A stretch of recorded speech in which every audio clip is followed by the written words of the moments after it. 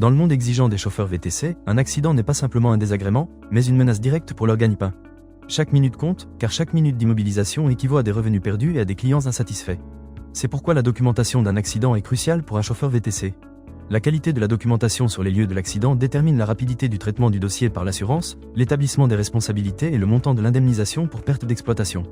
Les compagnies d'assurance fonctionnent sur la base de preuves tangibles, donc un dossier bien constitué est essentiel pour obtenir une compensation adéquate.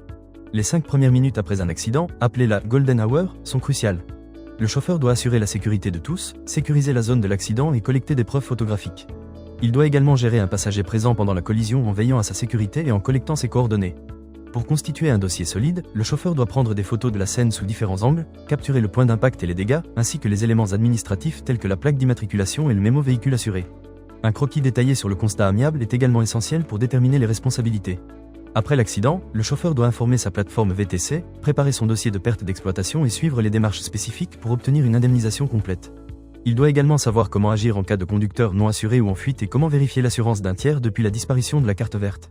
Enfin, pour maximiser son indemnisation, le chauffeur doit rassembler les justificatifs appropriés pour prouver sa perte de revenus et ne doit en aucun cas négocier les responsabilités sur le lieu de l'accident. En étant méthodique, préparé et professionnel, le chauffeur VTC peut défendre ses intérêts efficacement et obtenir l'indemnisation à laquelle il a droit, perte d'exploitation comprise.